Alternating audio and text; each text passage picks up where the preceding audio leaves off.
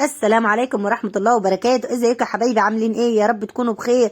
اللهم صل وسلم وبارك على سيدنا محمد. يا صباح الورد، يا صباح الفل، يا صباح الطاقة الإيجابية يا حبايب قلبي كده، والنشاط والهمة. يلا يا حبايبي، امك الشطار انت وهي كده، يلا ايه نعمل مع بعض ايه مخلل اللفت يا حبايبي. رحت السوق كده يا حبايبي وجيت جبت معايا اللفت دون. تمام. سألت الست بكام اللفت دون، قالت لي ايه 3 ب10 جنيه. قلت لها ما يبقوا الاربعه يا حاجه.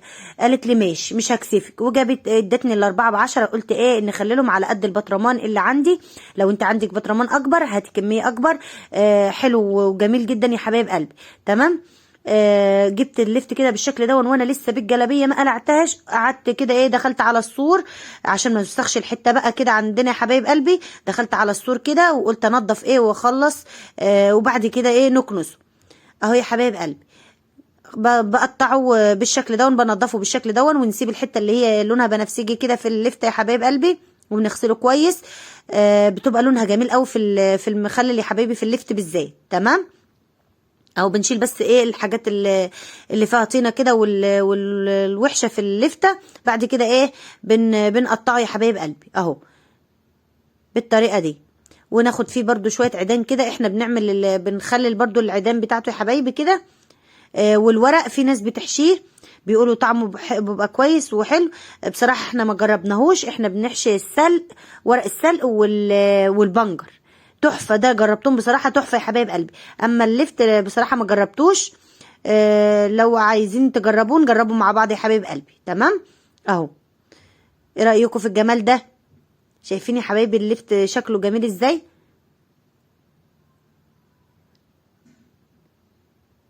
نستر بيتنا كده بالخير.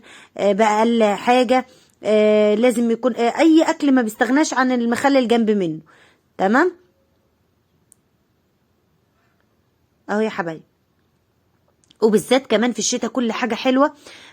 بتبقى جميل اوي الخضار يا حبايب قلبي، واللفت وكل حاجة في اوانها، في اوانها في الشتاء بتبقى جميلة يا حبايب قلبي، بالذات في الشتاء. اي خضار في الشتاء بيبقى زي الفل اهو.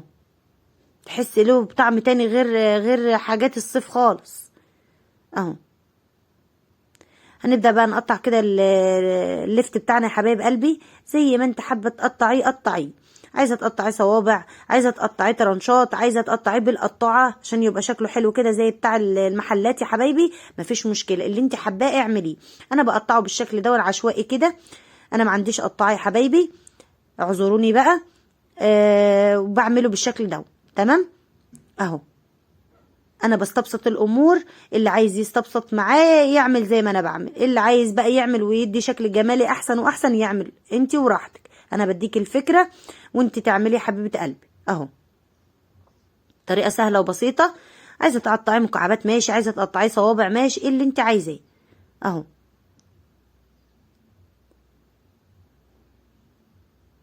ويكون التقطيعة كلها واحدة بالشكل ده يا حبايبي، عشان ما فيش واحدة ايه تستوي عن واحدة.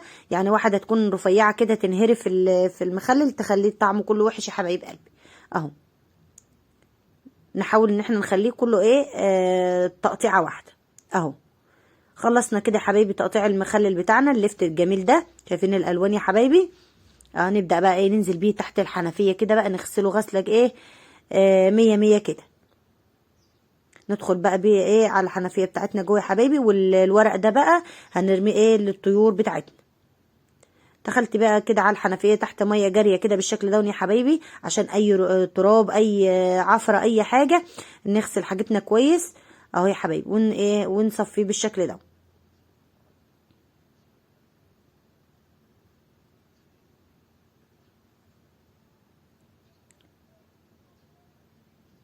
لو كنت جيت من السوق وقعدت وسبته في المطبخ كان زمانه ايه بهدل الدنيا. لا كده ايه على السخان على طول كده بسرعة بسرعة نعمل ايه حاجتنا ونرتاح اهو يا حبايبي. غسلنا اللفت بتاعنا كويس بالشكل ده يا حبايب قلبي اهو. شايفين الجمال، شايفين اللون يا حبايبي، وشايفين التقطيع اهو. الحتت البنفسجي اللي فيه دي مدياله لون جميل يا حبايب قلبي. تعالوا بقى نشوف مع بعض كده ايه هنعمل ايه. هجيب البطرمان بتاعي، كان فيه ليمون فضيته يا حبايبي بالشكل دون، وهبدا بقى امسكه اغسله غسله حلوه كده يا حبايبي، عشان خاطر ايه نحط فيه بقى اللفت الجديد بتاعنا اهو.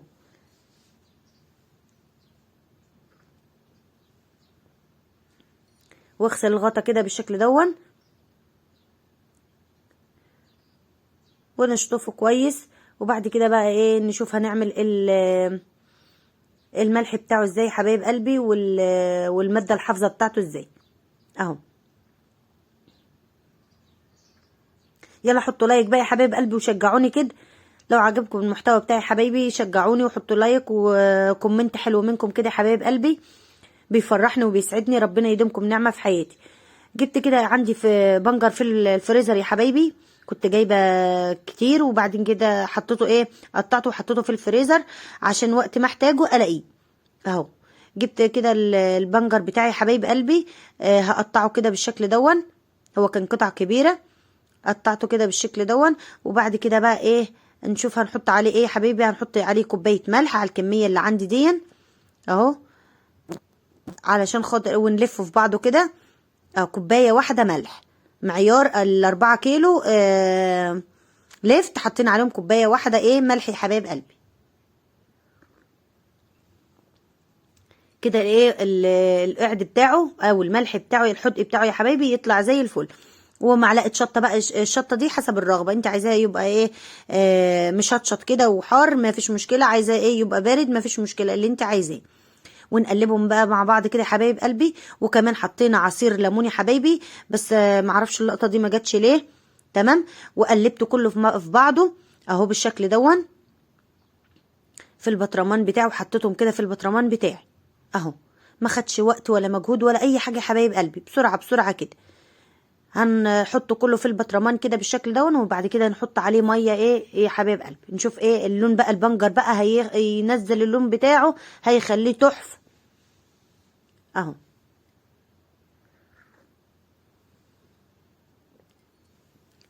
طريقه سهله وبسيطه يا حبايبي، يا رب تعجبكم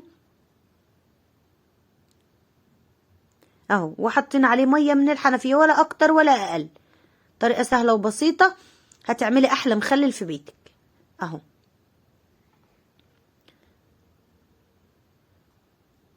نحط بقى الشويه اللي فاضلين بقى كمان كده ونضغط عليهم اهو. ونشطف كده الطبق مكان الملح وننزله برضو عليه كده بالشكل دون اهو يا حبايبي. ونملى كده لاخر البطرمان ميه بالشكل دون اهو. وبعد كده نقفل بقى عليه حبايبي اهو. شايفين الجمال، شايفين اللون عمل ايه يا حبايبي اهو، شايفين اللون. وكمان بعد يومين 3 4 ايام بالكتير تاكلي منه ولا اروع من كده. شوف يا حبايبي اللون، شايفين الجمال، اللون كمان زاد بعد كده يا حبايب قلبي. ده الليمون والمخلل اللي كان عندي يا حبايبي، فضيته في طبق كده عشان خاطر ايه احطه في البطرمان التاني اهو.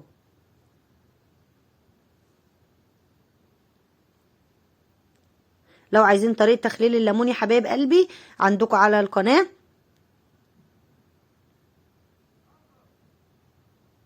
اهو. وده كنت حاطه عليه مخلل قرنبيط برضو جميل يا حبايب قلبي. ونحط بقى الميه بتاعتنا كده الماده الحافظه بتاعتنا كده عليه لحد ما ياخد معايا البطرمان اهو. لو وصلت معايا في الفيديو لحد هنا يا حبايبي حطوا لايك واشتركوا في القناه اللي ما اشتركش، وفعلوا زر الجرس عشان يوصل لكم كل جديد يا احلى واغلى متابعين في الدنيا داخل مصر وخارج مصر. بحبكم في الله، بحبكم وبدعمكم يا حبايبي، قناتنا هتكبر بيكم. ربنا يديمكم نعمه في حياتي وما يحرمنيش منكم ابدا يا رب، ولا من تعليقاتكم وكومنتاتكم الجميله اللي بتشجعني وبتفرحني. شايفين يا حبايبي اهو، عملنا احلى مخلل يا حبايب قلب بالشكل ده. ودول بقى نحطهم في طبق كده ايه ناخد منه اهو. سلام.